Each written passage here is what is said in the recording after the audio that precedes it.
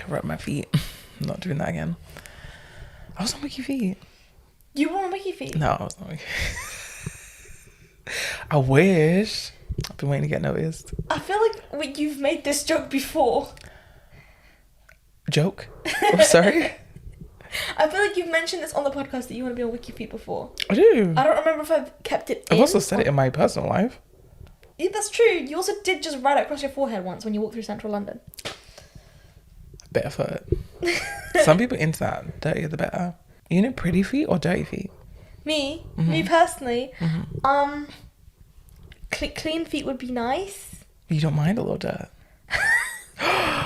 Wait. I don't really think about feet like that. I do. Oh yeah. No, I don't. What would you prefer? Clean or dirty or pretty or? Clean feet. Clean feet. Okay. Clean, pretty feet. Okay. This is what our podcast is about now. You know who has clean feet? The Companion. Oh my god. Seamless transition. Seamless transition. I'm Reese. And I need help with growing out my buzz cut, Dea. And we are literally dead. You don't need help growing it out. You need help styling it. I don't know what to do with it. I mean, that's fine now. Like, it's not like crazy awkward. I might just like wear hats for a while. Oh yeah, you can just wear hats. I don't know what to do with it after I've grown it I out. never want to hear people with short hair complain when they can just wear hats. You could wear hats, you just have to wear comically large ones. Which is kind of camp. You're a bitch. Also, you gonna buy me those comically large hats? If you put them on your birthday wish list. They cost per square inch. I'll just make them. You gonna knit them? No, I'll tinfoil. Oh, fuck you, bitch. You know what? The point is... Because the world's gonna end, the Arctic is gonna explode, and we're all gonna go into... What's that word? Oh, I don't remember what the conspiracy theory was. When the Arctic is gonna come down, and like, what's it called? The world's gonna be misaligned in the poles. That was one of the conspiracy theories that people wear tinfoil hats for. What's the tinfoil hat doing against avalanche? Hello? I don't know. It was something to do with like the radiation and the magnetization and shit. Because the magnets north and You'll south. thank me for your comically large tinfoil hat when the Arctic comes down.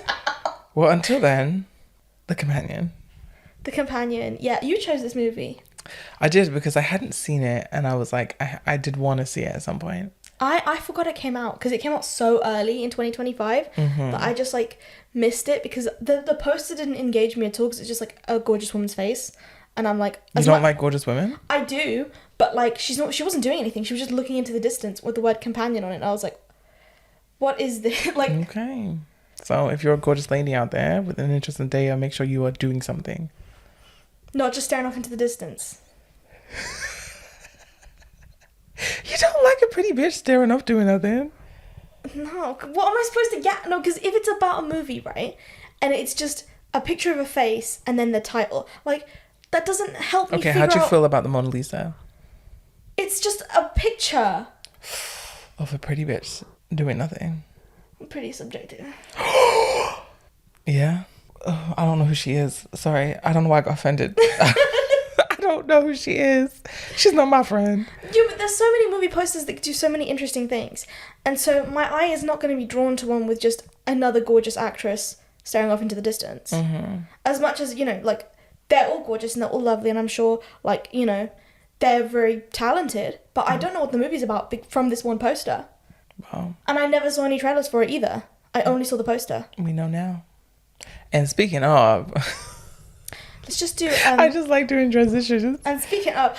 By the way, apparently it's better to plug your socials and stuff twice in a video. So subscribe, rate our podcast. You can find us anywhere you get your podcasts. Instagram, TikTok, YouTube, Spotify, Deezer, Weezer, Acast, Visa, beep. Okay. Yeah. Anyway, and now we're going to get into it. So if you want to watch this movie without being spoiled, I guess it's your time to go back and watch the movie because we're going to spoil it after this quick synopsis. A group of friends become entangled in a web of secrets, lies, and technology during a weekend getaway. Woo! So our film, yes, it opens up with this pretty lady not doing nothing, No, she was going grocery shopping. But she's shopping at a grocery store. She's smelling the peaches when she catches eyes with a tall, handsome man. And he kind of like fumbles. He like pushes over like one of those cardboard boxes full of oranges, and they kind of have this like cute thing that's happening. And while the scene is going on, there's like a monologue going on about how sometimes it just feels like your life hasn't begun until you discovered its true like meaning, and you know when you met that one person. And it suddenly fills your life with something completely different. And that happened twice in my life. The day I met Josh and the day I killed him. Bum, bum, bum. So we already know something's amiss. Yeah. It's quite interesting to start film this way, knowing, you know, how it's going to end, knowing that she's going to kill him eventually. And then immediately your head is just like, why? How? Yeah. When? What's he going to do to justify this murder? Well, okay. What do you mean to justify the murder?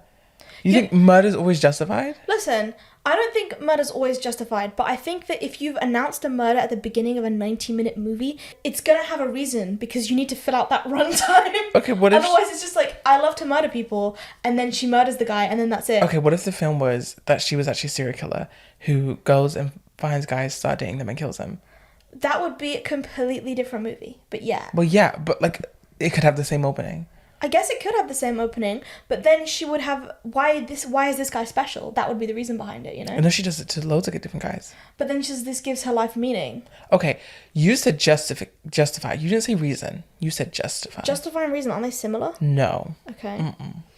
You just want to be right. No, a reason is just why you did something. It can be wrong, it can be right, and a reason can be justified or unjustified. Okay, well, I think a reason is probably the word I was looking for then. Are you happy? Oh yeah, much happier. Okay, there we go. Jay has corrected herself. You're so pedantic. Okay. A pretty lady doing nothing. Her name is Iris. Yeah. And the next scene that we're stuck in... We're going to talk about how we didn't think her hair was real the whole movie. Oh yeah, literally immediately from... Like, she looked like she was wearing a wig. Yeah. But like, not even in like a mean way. Like, she looked like... That or she was wearing a really harsh amount of hairspray that would just keep your hair in one place. No, know? it was wig. Okay. It was wig. It was wig. It was wig. Which at the first we thought was a weird choice, but later on... We understood it. we understood. There was a reason behind There was a reason. A justification. No. There was a reason. And it was justified. And it was justified. So they're driving to this cabin in a smart car, and they arrive at this cabin, and then They pull up in the car, and mind you, this is an important thing to note. Before they get out of the car, Iris thanks the car. It's a smart car. Yeah. And she says, "Thank you, Josh's car."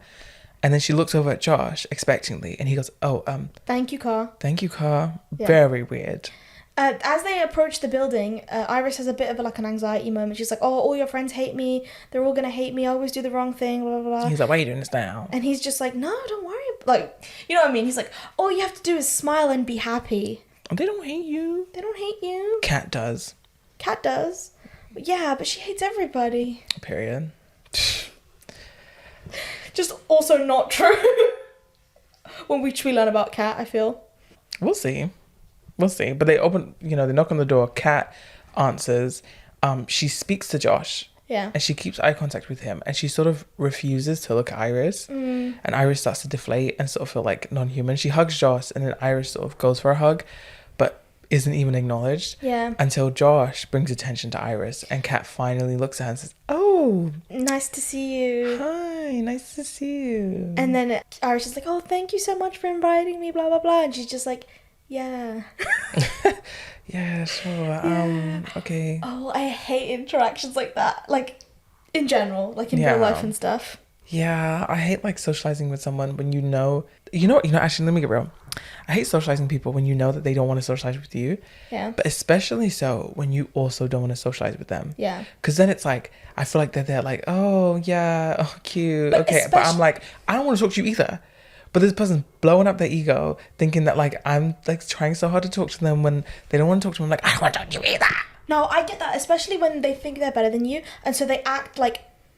This is also another reason I think nonchalant people are all fake bitches, but also, like, they're like, "Oh, yeah, nice to meet you, whatever," and then you're, like, trying to be friendly and nice because you're a normal human being when they just think they're better than you, And it's like, we don't like you either. But also, like, you don't have to make it that obvious that you think that you're above this social interaction. It's like, I can just say, nice to meet you, shake your hand, and then walk off to my friends. But instead, you want to make it, like, about you. We hate socializing. That's what I'm getting. I hate fake people who just, like, they have this type of aura about them where they expect everybody to meet them where they're at, as opposed to trying to meet them where in the middle, you know?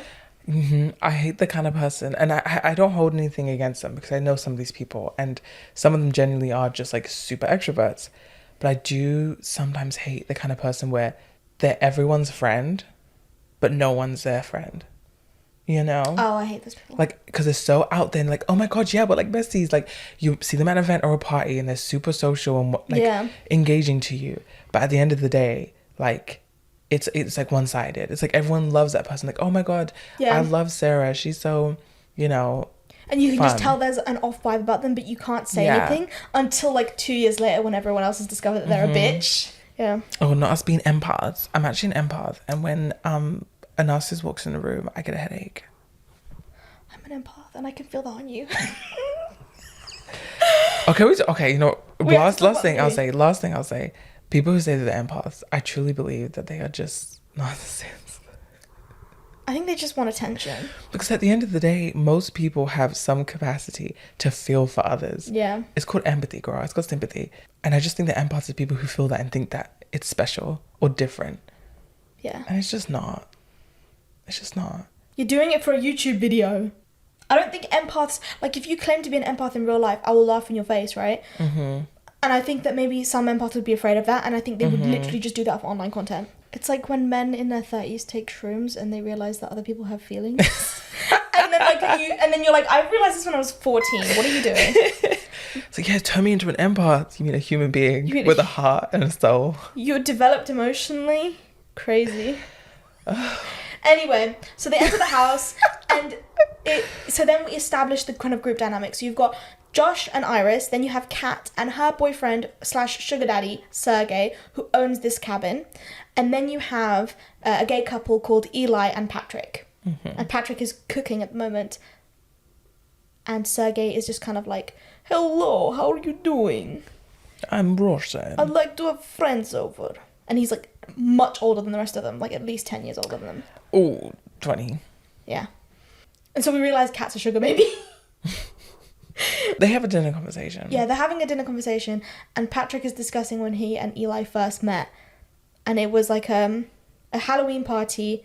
Patrick was wearing a vampire costume, and he steps on a dinosaur tail, and it turned out to be Eli in the costume, and they had a good night dancing together. Yeah, and this whole time Iris is like listening intently to this story. She's like so obsessed with meet cutes and the idea of love and how you met and love at first sight. Everyone else is like, oh, that's so nice, and that's Patrick so cute. seems to be as well. Yeah, that's so nice, that's so cute. And then Iris really deeps it because she's like, yeah, don't you just remember that special moment and you really think that you guys, first time you ever connected with a human being? And she talks about it for like 30 seconds. Yeah. And everyone looks like at her like she's weird, except for Patrick. Yeah. Patrick's also like, yeah, that was my moment.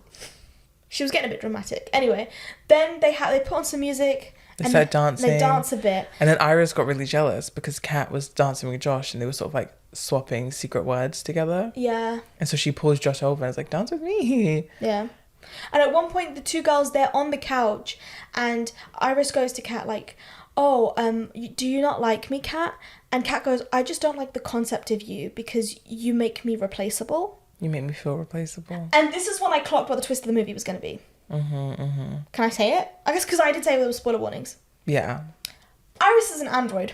Like, as soon as she said that conversation with the gold digger, and Kat was going on about how she was an accessory to Sergey, and how she says, oh, I do exactly what Sergey wants me to do. I wear what he likes me to wear, I cook when he wants me to cook, I fuck when he wants me to fuck. Just like you, Iris. Yeah. But you make me replaceable. And it's like, whoa. And so then you realise Iris is like a bot. And that's when you pose the question, oh, who out of these couples do you think is also a bot? And I immediately thought maybe Patrick. Because he was doing a service. Yeah, because when we first got to the place, he was cooking. The only one doing anything. Everyone else was just drinking and partying, but he was cooking. And then he also had the same fixation on how they met that our main character, Iris had. Yeah. And then it also made me reevaluate some of the things like her wig. Yeah, her wig, because her hair looked fake, and we're like, oh, well, if she's a fake human, then of course it makes sense that her hair is fake. And then also the way she was so respectful to the AI in the car. Yeah. It was like, oh, I see what's happening there. Yeah. Yeah, they have this chat, and it's just like, it becomes also clear when we made this guess that it seemed like Iris doesn't know that. Yeah. Because she doesn't take that comment the way we took it. Yeah. And it's like, we didn't even know at the time she was a robot, and we took it like a comment that she's a robot. Yeah. So this girl didn't. So it's like, she must not know. She must. That was my thinking anyway. I mean, it also kind of makes sense. Like, it gives like it feels like it's referencing Stepford Wives in a way, because like Iris is styled in a very like 50s 60s kind of style. Her hair is in like that pipe. What's it called? Not beehive. Is it beehive? It's not beehive. It's like a bump. It's like a bump with the band, and she's always wearing like those pastel colors, and the way her clothes are cut, it just looks like that kind of style. Yeah. And so that's just a reference. It is. It is. Yeah. Sorry, I was like, how do I connect this to the next part? And I couldn't figure it out. Let me connect it to the next part. Yeah, do your transitions. Speaking of. Speaking of coming from the 50s, this is when we get an orgasm jump scare, isn't it? Oh, let me see. Dancing. Oh yeah, orgasm trauma. Yeah, this is when we coined orgasm trauma. It cuts literally to a close-up shot of Josh having the most aggressive, unattractive orgasm in Iris's face. I described it as coming at her. Yeah. Well, yeah, Kat came at us, to be honest. That's what it felt like. He flops to one side, and she tries to engage with him. Like pillow talk and stuff, and she's like, oh, I just want you to be happy, and I do anything for you. And he's just like, Iris, go to sleep. I was tempted to try and make the sound he makes, but I don't think I could. I don't think you could recreate. Go watch Turtles Having Sex. That was him. If we ever get a soundboard, I'm gonna put that sound on the wall. Yes, we will. We will get that sound. No, so she goes to sleep. Next morning, he's showering. He comes out of the shower. She's been like looking at the weather outside. But he asks her like, "What's the weather?" And she gives an exact sort of Siri answer. Yeah. You know, this degrees with this % of chance of rain and stuff. You miss humidity. Yeah. And he's just like, love that feature. Yeah. And he's hungover, and he says, oh no, I think he says that never gets old. Yeah, that never gets old. Yeah. And she's like, oh, do you want to go and have a good day by the lake? Like, it's going to be so fun. And he's like, oh, I just feel hungover. Like, I don't feel very well. And she's like, oh, I'll stay with you then. And he goes, no, just go to the lake. You know, enjoy it without me. So she, you know, heads down to the lake. Very cute little lake outfit. It's very cute. Meanwhile, we see Josh is doing something with his phone. He's like inserting a USB, and we don't know what it is, but he's doing something. Iris gets to the beach, and she notices that she has a knife in her pocket. She's like, where the fuck did that come from? So she takes it out, and she's looking at it. And that's when she hears Sergey behind her saying, hello, beautiful day. That's not his accent at all. So she puts the knife away quickly and says, oh, hello. Yeah. And Sergey kind of pressures Iris into keeping him company. Like, Iris is very clearly uncomfortable, and he's just like, no, I insist. He's a big boy. He can take care of himself. Like, when she tries to go back to Josh and stuff. And so she ends up staying, and they have a conversation. And then he's like, oh, can you put sunscreen on my back and shoulders? And, like, she's very uncomfortable. She's putting so little sunscreen on him because she just looks like she doesn't want to touch him at all. And it's very robotic. Yeah. And that's when he grabs her hand. Yeah. And she's like, what are you doing? And he's like, oh, Kat gave me permission. Kat gave me permission. That's why she told me you were down here. Yeah. You know, this is what you were made for. Come on. And he tries to come on to her. They have a scuffle, and then it cuts away. Go back into the house, and everyone else is having like a conversation, and then Iris walks in, and she's covered in blood, and she's holding the knife. Yeah. And they're like, what happened? She's like, Sergey, he attacked me. He tried to force himself on me. They said, where is he? And she said, by the lake. And then they said, Iris, go to sleep, right? So they turn her off. And her eyes turn white. Yeah. And we realize, oh, she is a robot. Sorry, wouldn't it be so creepy to have like a robot android, and then like when you want to turn them off, their eyes just go like milky, and they're just standing like stock still? Like, imagine you walk into a room and you forget your android is in there, and they're like fully just like waiting for you. And they did a good job of that. Like, there's a few shots in the film where she's turned off, and her whole body just has this like grey filter over it, and she just looks lifeless. It's very good. But we find out about the scuffle at the lake. She pushed him over, he hit his head, and then he climbed on top of her and tried to And she stabbed him. strangle her. And she stabbed him because she had a knife in her pocket, but she doesn't even know how it got there. But when she's telling the story, she's tied up at this point. When they wake her up to get her to tell the story, she's been tied up to the chair, and she's like, why am I tied up? And she's like, oh, just so you can't hurt any more people. During this time, Eli, one of the gay men, is outside calling The police. Or actually, no, he's not calling the police. I believe he's actually calling the robot company. Yeah. And he's sort of telling her, like, no, she's been turned off now, so she's not a threat. And this is when Josh reveals to Iris as she's tied up to the chair. So you're a robot. Yeah. And I will say, Patrick, who I believe is also a robot at this point, helped tie her to the chair. And he says something about, I was a Boy Scout, and like holds up his little finger in a little Boy Scout symbol. Yeah. And it was and Josh has this kind of like funny reaction to it. But he starts telling Iris how she's a robot and how her memories of their meeting are programmed and her feelings. We actually get a flashback of the first day that Iris and Josh spent together, which is literally when Iris was carted in a box with a whole closet, and people like telling him how to use the app and shit like that. And then he's like, and we're told that he can like choose her intelligence, choose her eye color, her voice, everything like that. And so then the technicians leave, and then it establishes how a human being will assert control over a robot and make this like love link thing that is a central point of the movie. So you have to like touch it's like doing Face ID. You have to do Face ID, you have to say your name, and then if you want to reset the robot, you have to touch a thumb to the back of their head. Yeah, behind the ear. Behind the ear, sorry. Yeah. Behind the ear. Behind the ear. Behind the ear. You have to press the pressure point in the neck and go. The tech out of the way. Yeah. She's obviously having what seems to be an emotional response to this, saying, no, this can't be true. Also, it's kind of funny because the first thing he does with Iris when she wakes up is fuck her. Anyway. Yeah. She's like, oh my God, hi you. And he's like, hi. And then it cuts to a closed door and it's just him moaning. Again, very unattractive. It's like, oh my God, whoa. Whoa is not what you want to hear. That is so unattractive. I don't even know if he says whoa, but like, could you imagine someone saying whoa? Yowza! Even if it was like imagine getting naked in front of someone, they go, whoa. You know what it's giving? It's giving, the Gabby Hanna, whoa. No, I was going to say it's giving the Silly Goose guy. I don't know that one. Oh, it's like a video and the girlfriend's like showing off her cute outfit to her husband or boyfriend. And he thinks she looks good. He goes, oh, you're so silly. You silly goose. So silly. I do know that one. No, it's endearing, but like... No, it's not. It's you don't want to see it before you get busy. No. It's like, hi, silly goose. Whoa, silly goose. Whoa. You're really bouncing on that thing. Maybe I should do robotic audios. Whoa. Whoa. Silly goose. I'm going to do that now. Oh. Is that just going to turn into... Check my socials. I'll post a link. But she says that, like, she kind of recovers from this revelation quite quickly. And she goes, yeah, that's okay, but I'm not real, but I'm still yours. I'd do anything for you. Like, please, like, help me. That kind of thing. Mm-hmm. And he's just, like, not having it. Kat comes in at this point because Eli had given her some Xanax and then she had woken up from it.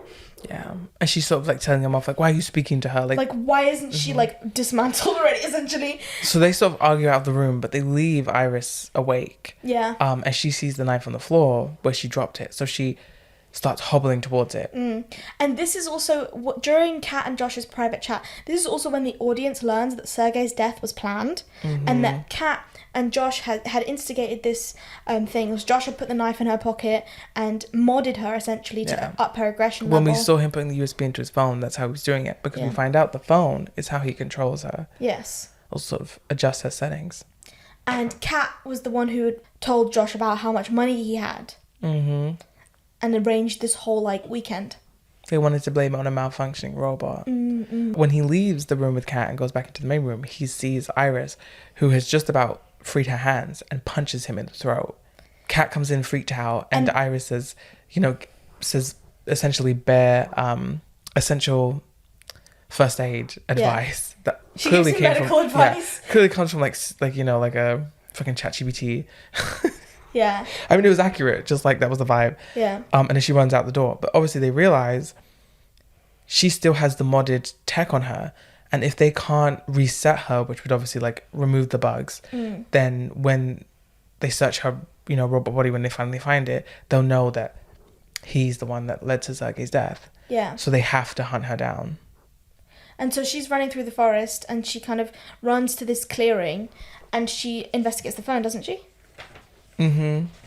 She took Josh's phone because he left it on the table. Then it cuts back to an argument between all the humans, and Josh and Kat decide to let Eli and Patrick in on it, and they're like, "Why the fuck did you do this? Like, why would you not tell us this was gonna happen?" Yeah. All this kind of stuff, right? They wanted Eli to corroborate it. They basically wanted Eli and Patrick there as witnesses. Yeah. And it's also revealed that Patrick is a robot, but he's an older model. Even they're like, "Oh, we know how much you love Patrick. Like, you know, even though you should have traded him in for a newer model and stuff."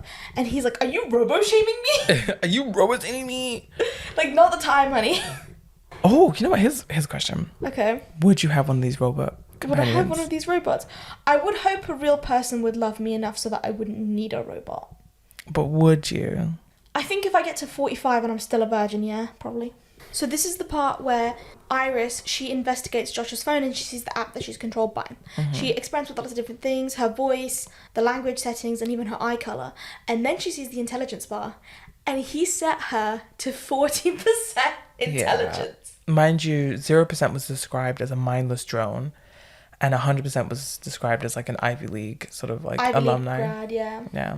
So I just found that so funny that he couldn't even put on like 50%. He had to put on like 40, just in case, like, you know, she was of average intelligence and still smarter than him. And in fact, she even sort of like is like, "Oh, come on." Yeah. Which is like one of the first kind of actual points where she like does anything but adore him. Yeah. She sort of judges him there. You see the group of humans, and they decide to split up and hunt. Oh, she increases her intelligence. Oh yeah, she increases her intelligence to 100%, which is, you know, that's exactly what you would do in this situation. Yeah, even someone with 40% intelligence can figure that out. Yeah.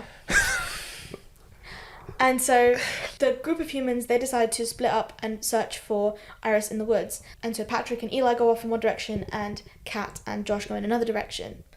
Meanwhile, Iris is kind of figuring out what to do next with her newfangled 100% intelligence. She's like, right, she's like running simulations in her head. Yeah. Like, what if I tried to run? What if I tried to go back to the house? What if I walked home? Yeah. One of them was quite funny. Was like, if I walked home and walked directly to my house, and Josh was just there with a gun and just shoots her in the face. That was really good. But the plan she settles on is to find the smart car. Because she can control it with his phone. Yeah. And just like get driven home. And that also takes the car away from Josh. It would take ages to get there. So on her way back to the house, she actually stumbles across the gays, as I put them in my notes. And she is like hiding behind a tree listening to their conversation. Yeah. Mind you, Eli has a gun. Yes. That he took from the safe He earlier. insisted on the gun because he was like, if I'm gonna get involved in your mess, I'm not gonna die. But Patrick and Eli are having a conversation where Patrick lets Eli know that he's figured out he's a robot. Yeah. He still loves Eli. And Eli confesses his love to Patrick and says, "My love for you is real." He's like, "Fuck you, Dad, I'm in love with a robot." Yeah, and it's really cute, and they kiss. Yeah. And then they also... Do you think that was real love? I think... You know what? I want to believe it's fully real love, but I think it's selfish love. I also think that the conversation makes me want to believe it's real love, but the things that Eli said before this conversation to Patrick were really gross and disgusting. Like, he was like, "Oh, let's just ditch these guys. We could just go back to the house, fuck, and you can make me an omelette." Yeah. And I was like, fucking hell, like, that's no way to speak to someone you actually love, you know? Regardless of if they're, quote-unquote, real or not. It reminds me of those guys who get, like, AI girlfriends just to treat them like shit. And that's what I mean by, like, it's real love, but it's a selfish love. Yeah. And this is also where Iris discovers that, like, she was set up to kill Sergei, and it wasn't, like, an accident. Because they say it all in the conversation, conveniently. Yeah. But then suddenly, like, the phone pings, and the boys hear the phone from behind the tree, and the chase ensues. Yeah, and he shoots at her, misses. Yeah. There's a little scuffle, and they've rolled down, like, a hill, or... Eli and Iris. Eli and Iris, yeah. And Iris goes for the gun, and Eli trips her over, and he's, like, on top of her, but she manages to get the gun and, like, shoots through him. This is a classic shot. You've seen it before. Yeah. The person underneath shoots through the person on and top Patrick of sees his lover get shot. Yeah. And he sort of freezes. He goes into kind of a daze. Mm-hmm. His system freezes. Oh. You just go turn him off and don't turn him on back. Like my computer. You ever just got to give it a kick, you know? Just gotta bang, bang, bang. Do you remember when we had to like slap the TVs?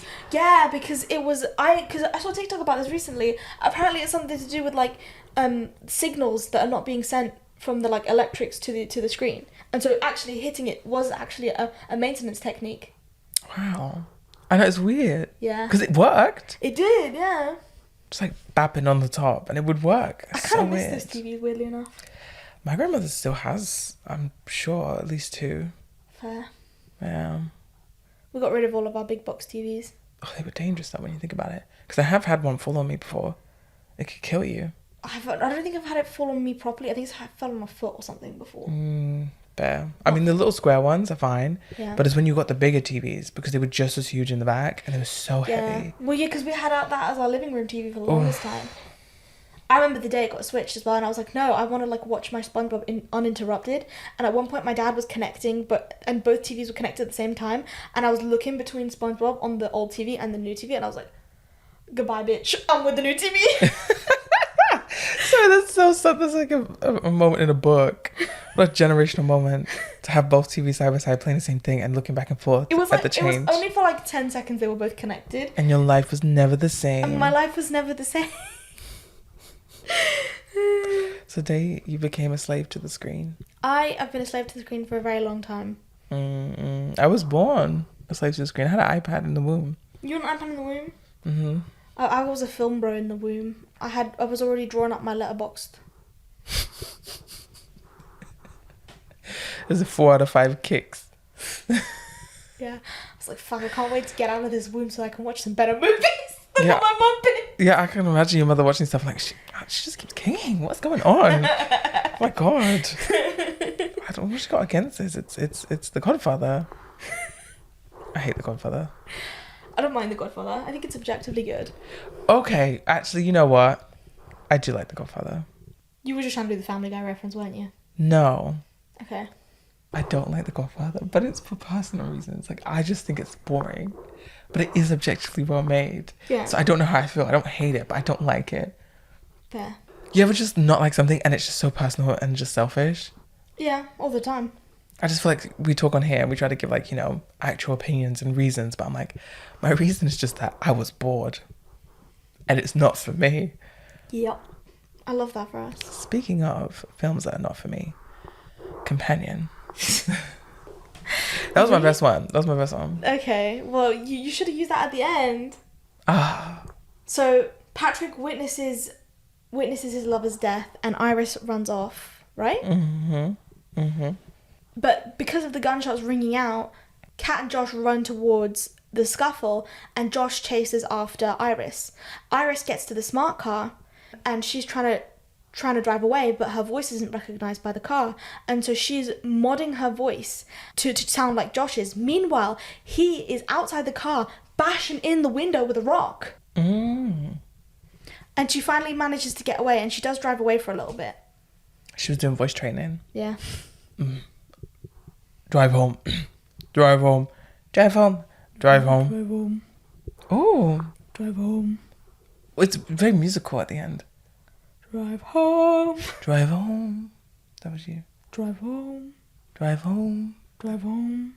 No, you can't do it anymore. Because you're trying. It was a one-time trick. It was a one-trick tricky. It was a one-trick tricky, and that was caught on film, so... It's straight to my garage. Sorry. Oh my God, sorry. My brain's not in it today. I apologize, people. Was your brain it? Listen, my intelligence is set to 60%. Please. 65 on a good day. But Iris doesn't actually get that far because while she's driving on the highway, the car registers as stolen. She says, "Warning, this car has been registered as stolen. Stopping the car now." Because Josh, back at the house, found Sergei's phone and was able to open it because he remembers that Kat said that his password, everything's stolen, his birthday. Yeah. And he's obviously called the car company and said it was stolen. Yeah. And so she's now locked in this car and trying to get out the car using the smashed window.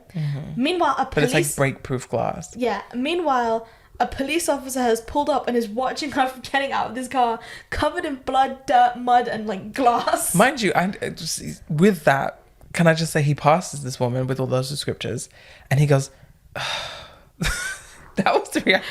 He sees this woman. Typical domestic abuse situation. Yeah, he's like, again.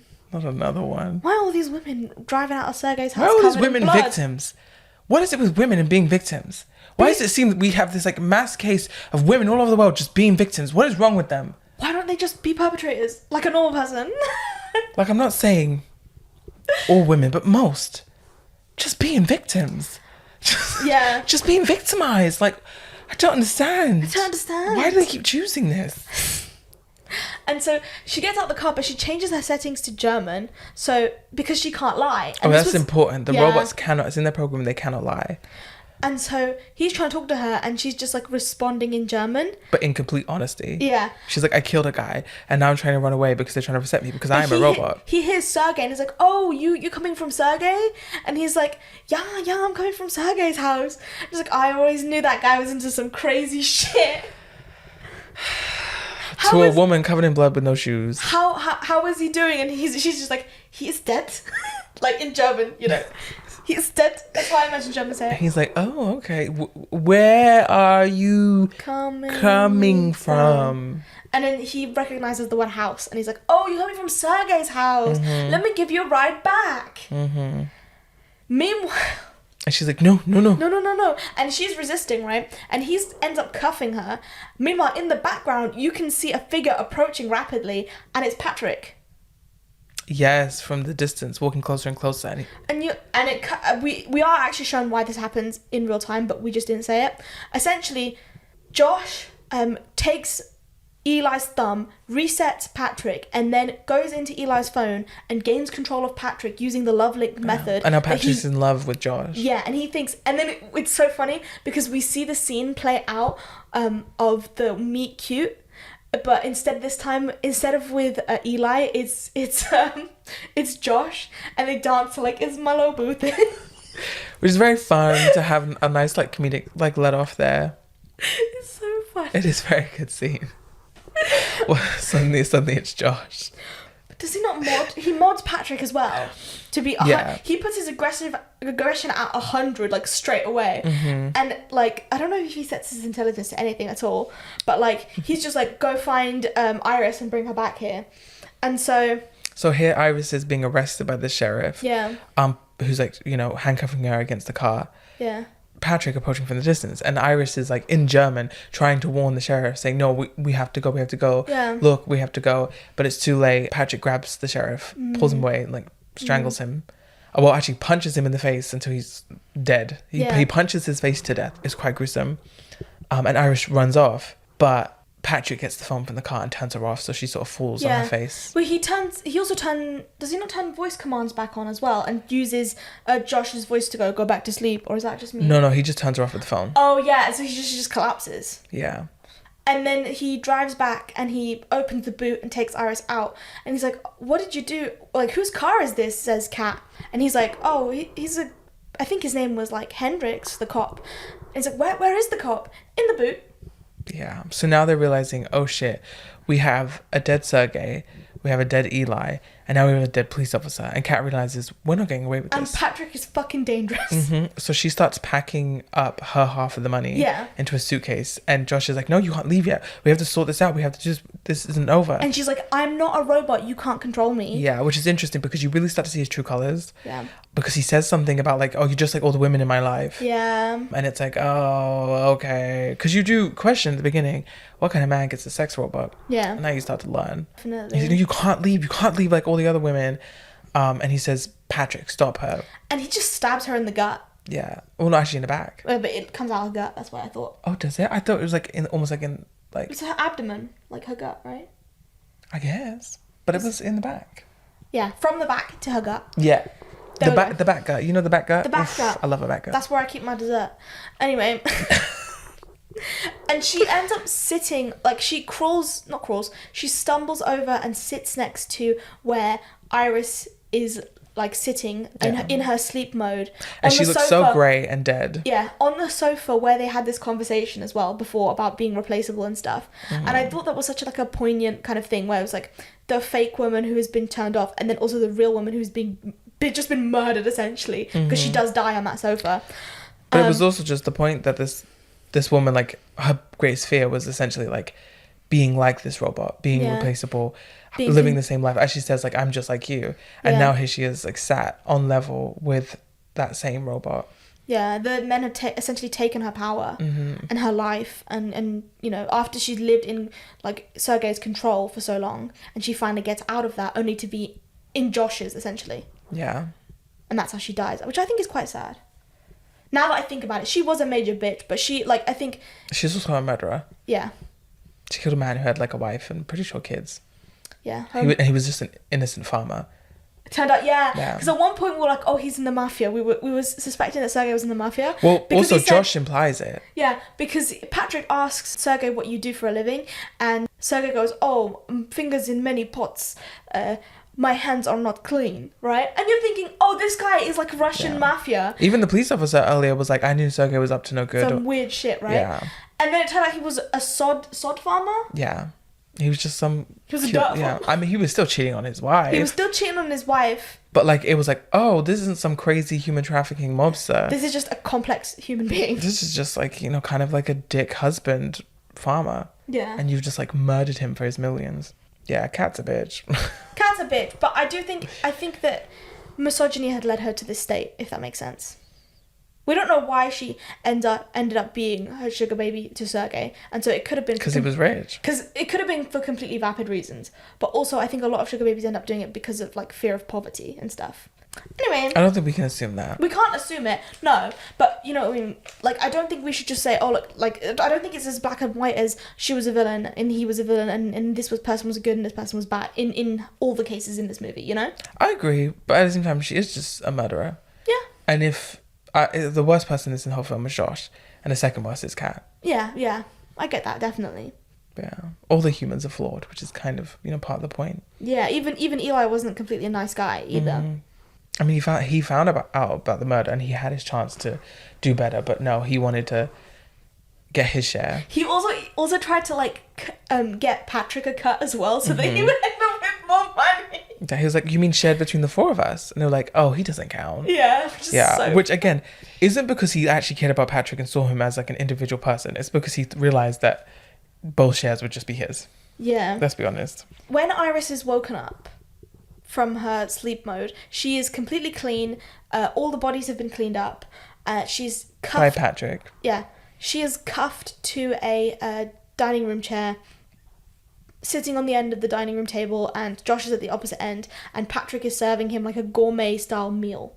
And Patrick is talking to Josh like, "I love you, baby. Yeah. How's the food? Is it okay?" And he's like, "It's great, sweetie." And I'm like, I don't know if he was bi or what, but he flip-flopped in the way he spoke to people. I don't think he was bi. I think he was just playing into it. He forgot. He was like, he remembered he set the aggression to 100, so he was like, "That's great, sweetie." And then he goes on this incel run. Yeah. To Iris, and he's like, "I'm a good guy and I deserve more. You know me. Don't you think I deserve more? The system is rigged against guys like me," is what he said. And I was just thinking to my head, like, you specifically? Like, your two dead friends are both like people of colour, women, and queer. Like, are you? Yeah. Like, you're the victim, okay? But also, it didn't make me question. I was like, why are these people friends with him? Yeah, because I think he's like one of those guys who like pretends to be very like normal. Yeah. He's like, I got a shitty apartment.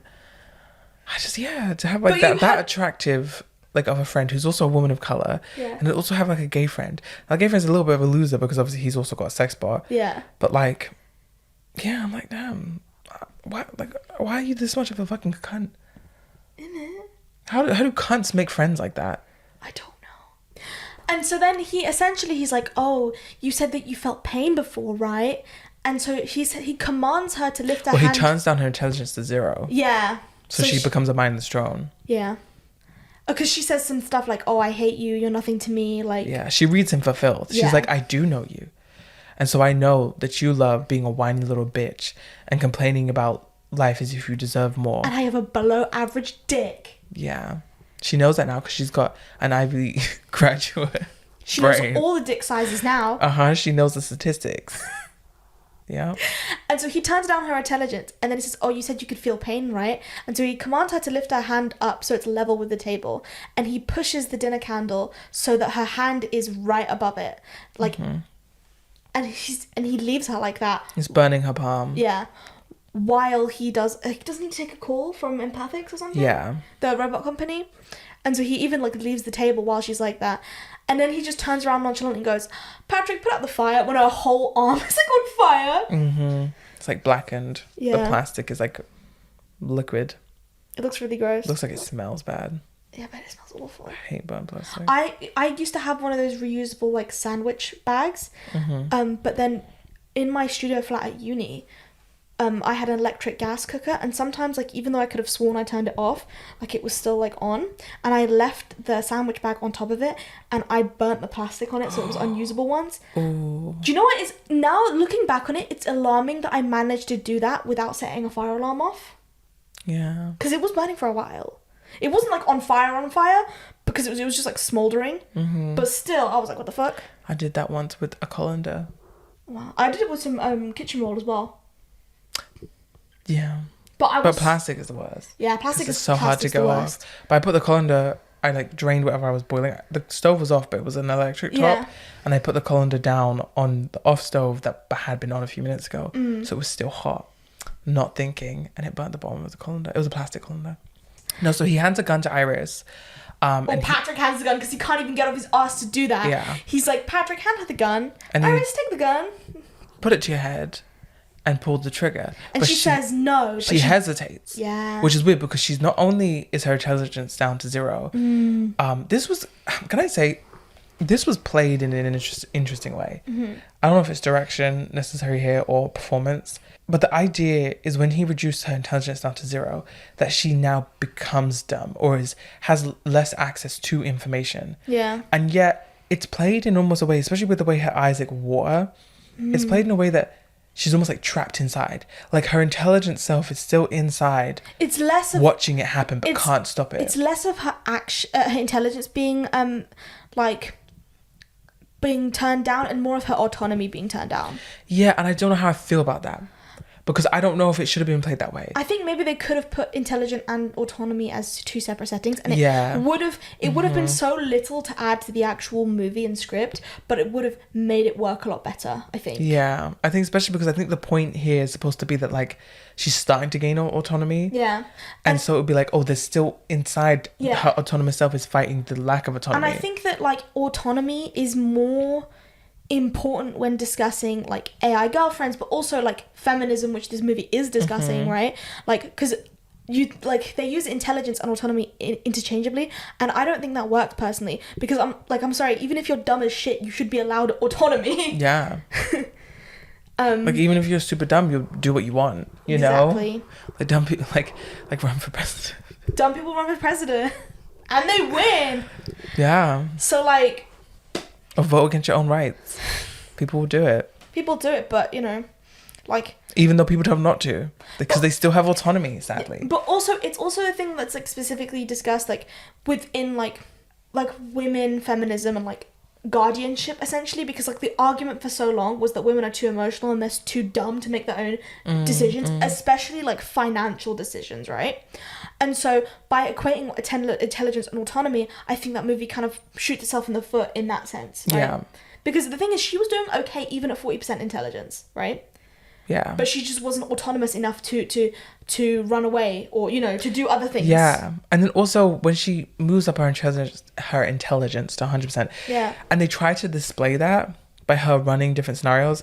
I wanted to see more of a difference in her intelligence. Yeah. Because she seemed to be bumbling through things in the sort of the same sense, and I don't know, I needed a bit more. All of her options presented were going home. Like, I feel like a truly intelligent like robot would maybe not go home at all. Yeah, they would realize, oh, that would be unsafe. Yeah, like they would probably run to like, I don't know, Empathic's HQ to make herself fully autonomous. Yeah. Or, you know, run in a completely different direction and live in hiding or something. Yeah, especially because at that point, she literally says like, oh, if I go home, he will be there. Yeah. She recognizes, oh, he will be there and be a threat to me. But so she wants to go home before he gets there. Yeah. And then do what? And how does she not figure out, Oh, she just wants to get new clothes. Yeah. She can get new clothes anywhere. And even if she takes his car, there are like 3 other cars there. Yeah. That he can like catch up to her in. She doesn't even think, oh, he might chase me in a car. Like if she really thinks that, okay, fair enough, you want new clothes, you can blend into society and run away, right? Fair enough. Sneak back to the house while everyone's searching for you. Like rinse off and grab Kat's clothes. Mm-hmm. Like that's my first thought. Or even your own clothes if you have to, you know, go back to your room. But I mean, that's also kind of stupid because then they might come back. You know, and we ain't even, you know, Ivy grads. Fucking, anyway. But then they, you know, they could always come back to the house and hunt you there. But there's different scenarios you could be doing. But all of the scenarios she presents again, they're all about the same. They all have the same conclusion. They're so all she flawed. goes home. Yeah. But yeah, I didn't know again if it's direction or performance, but I felt very weird about the scene. I feel like it could have been played better. But the whole idea is that there's still an inner voice in her that's becoming separate than her programming. Yeah. And it does say no before she does inevitably pull the trigger on herself. Yeah. Blowing a hole through her head. And then it cuts to when the Empathic's technicians come in and they like ask questions, and Josh is basically lying through his teeth. He's like, oh yeah, the robot became like obsessed with me and like shot herself in the head and like all this stuff. And then he had dressed up Patrick as the police officer. Mm-hmm. Mm-hmm. Mind you, the other tech is trying to connect to Iris's Wi-Fi functions. Yeah, and it's not working. He's unable to connect to her. Yeah. And they said, oh yeah, don't worry, we'll just scrub through the footage for insurance and stuff. It's like, the footage, but her head was shot through. It's like, oh yeah, but her footage is in her abdomen. Yeah, all of the stuff that makes her is actually kept in her torso. Yeah. And her head is just sort of like connectivity stuff. Like connectivity, Wi-Fi, that kind of shit. Yeah. And he's like, oh, like he was so shook. Yeah. And mind you, at this point he has Patrick wearing the sheriff's outfit, pretending to be the sheriff. Yeah, but it's so funny because these guys they get Iris on a stretcher and they're like, oh yeah, that guy was lying, right? Oh yeah, these rich people are into some fucked up shit. Yeah, he definitely modded her. Yeah.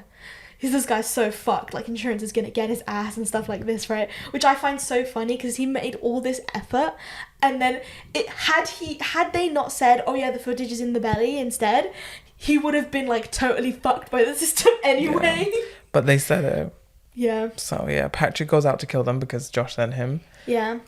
He smashes through like the car window. He kills one of them. Yeah, he shoots the bigger one. Yeah, and then the smaller one he runs out of bullets for, so he's strangling him up against this tree. But by this time, Iris, who was in the back of the van, was rebooting, and so she wakes up and she tells him to stop. And at this point, because she's gone back to factory settings, right, she can't hurt anyone, and so she's got this like taser, I think, type electrical device that's specifically meant for these, what they're called, robots, companions. Yeah. Wow, clankers. Clanking bitches. But she can't hit him because she has programming that she can't harm anyone. But so then she decides to talk him down. She's like, do you remember Eli? Eli's the one you love. You don't love Josh. Yeah. This and that. She like repeats some of the things he said to Eli because that kind of stuff is still true now. And it's something that relates to her as well because she's like, it's like a pain. This like a fire. Violent, raging pain. That's the love that you feel for your human, right? And he's like, how do you know that? He's like, that's what you said to Eli. And then he remembers everything. Yeah. We see that stupid fucking dinosaur scene again. Well, just flashes of it this time. And he remembers... And some of the flashbacks of their relationship, which... it's interesting when films do this, when they do like the romantic flashback, but all of the flashbacks they have... Well, from this weekend. From the weekend. Yeah. Footage that we have all already seen. Yeah. And he also... It's like, did their relationship just begin? Yeah. Then he also sees Eli's death. And so he grabs the taser and like puts it in his mouth and kills himself. Yeah. The little guy, the little technician, he's like, oh, thank you for saving me. And he's like, Iris goes, oh, I need your help with something. Next, we cut back into the house where Josh is alone and he hears a noise and he says, oh, Patrick, did you get them? And then Patrick responds in his voice. But then he hears other noises that are kind of weird. And so he walks into the next room and he sees Iris in the darkness. And she's doing all the voices of his dead friends. Yeah, it's quite creepy. Yeah. And he tells her to go to sleep. He's like, why don't you just die already? And she said that the tech set her free. Yeah. And that she's no longer controlled by anyone. And he tries to use his phone and that doesn't work either. She's no longer connected to it. He gave her full autonomy. Yeah, she's an autonomous being now. Yeah. Which is quite scary. And she has is it a gun or is it a knife? I can't remember. She has something. She has something. They have this fight and it's it's a gun. Yes. Yeah. And she puts it up against his chest. Because he walks forward. He's like, oh, you can't shoot me. Because he knows that in her programming is still that love for him. He's like, I don't need a phone to control you.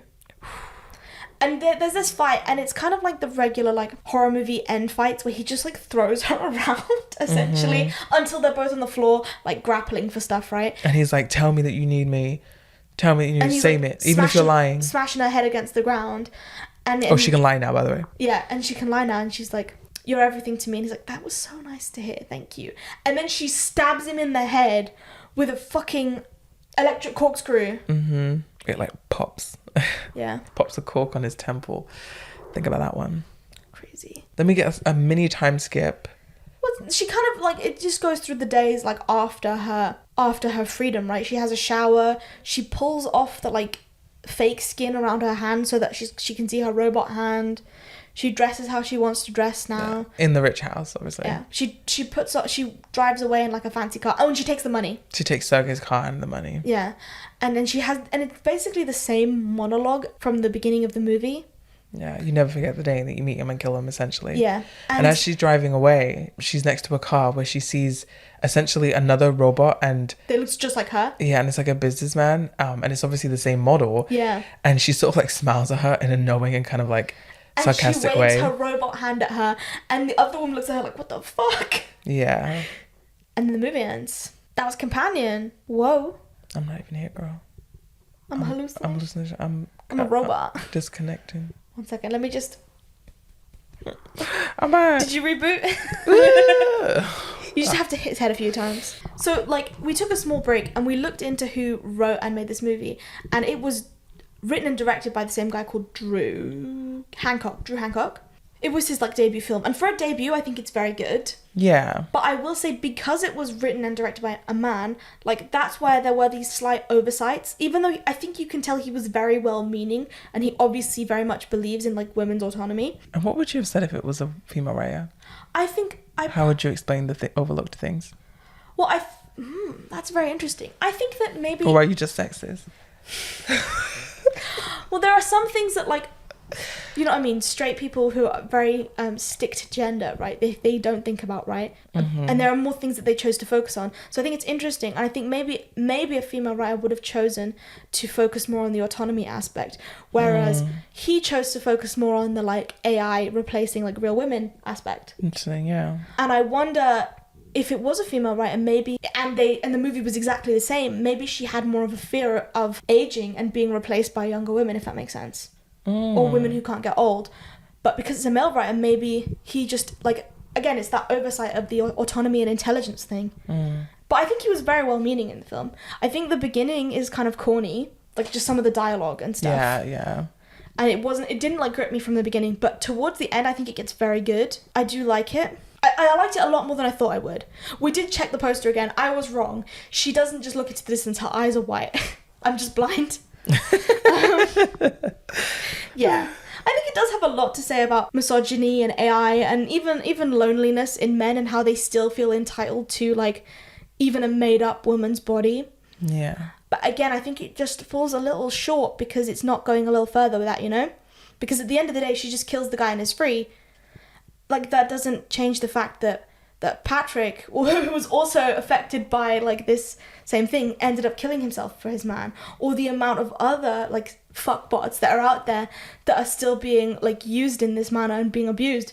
One of the texts said, oh yeah, some of these lock them up in basements and use them for target practice and shit like that. And it's like they're just role playing the abuse they want to do on real people. Yeah. And I feel like that's the real issue here. But this one doesn't really, like, touch on that because it wants to be, like, a more of a mainstream horror movie, which is fine. I love a mainstream horror movie. That's why we, like, run this place. Yeah. You know? Run this place. Yeah. Run this fucking ship. What did you give it out of 5? I gave it a 3.5 out of 5. Oh, okay. Yeah. And one thing I will say is Josh's character specifically is very funny to me because even his AI girlfriend don't love him. Yeah. What did you think? I wonder how differently perceived it would be if Josh's actor looked different. If he was like an unattractive man. Interesting. Do you think that the fact that he's like just a regular straight white man affected his character? Like, if you think maybe he was like a gay man or a man of colour, would you think that the film would play out differently? Oh, 100%. 1,000,000,100%. It'd be so different. Yeah. You kidding me? It'd be an entirely different film. You couldn't have the script and have him not be exactly who he is. Yeah. I would say I give the film a 3 out of 5. Okay. A solid one. It was a fun concept. Obviously, it's like a deep concept too. Very popular at the moment. You got Megan, you got Companion, and then you have the Megan Fox one, Subservience, as well. Yeah, important things to touch on. I think it's quite interesting too that it's kind of become a theme of the 2010s now. Not 2010s, 2020s. God Lord, sorry. Excuse me, the 2020s.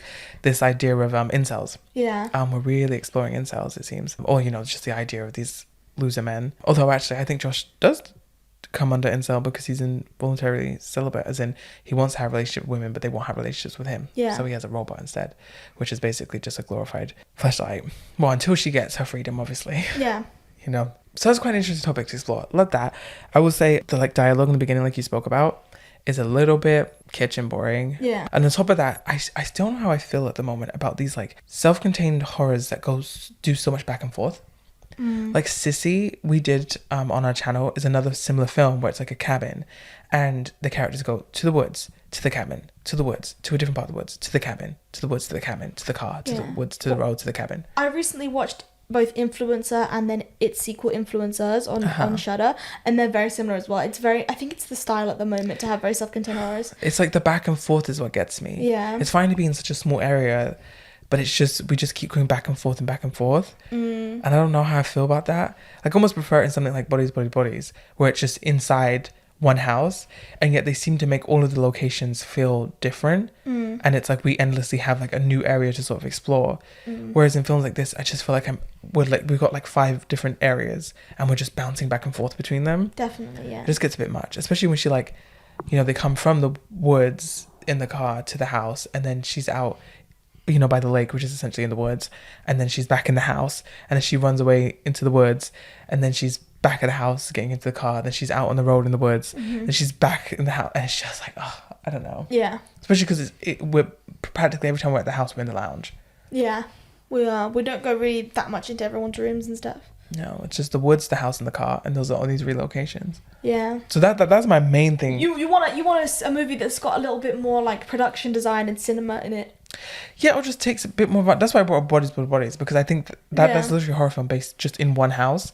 It's a very big one, don't get me wrong. Yeah. But they just managed somehow to make, even towards the late stages of the film, I'm still seeing areas we haven't utilized yet. So it's like, oh great, a new area almost. Another one I think that does this really well, it's one location, but it uses its house so well, is Oddity. I think that movie is so good, but also because they're renovating the house, the first 30 minutes of the movie, it's the same house and same hallway and stuff, but it looks completely different to the rest of the movie after that. I like that. Yeah. I like that. Yeah, it's like that, That's another great example. But yeah, maybe I'm wrong. Maybe I'll change my feelings about this, but it's just how I currently feel about the back and forth in these films. Yeah. Yeah. But yeah, there's a lot of positives, like I said. Definitely. Yeah. I think maybe... I like the performances. I like the humour. It was funny at points. Yeah, okay, those are my thoughts. Nice. Well, you have to let us know what you think about Companion from 2025 in the comments down below. Thank you. Please like, subscribe, rate our podcast, check our socials. We are on Instagram and TikTok. Yeah. Is that it? Yeah, that's everything. You can find us wherever you find your podcasts. Thank you for watching. Thank you for watching. Bye. Bye.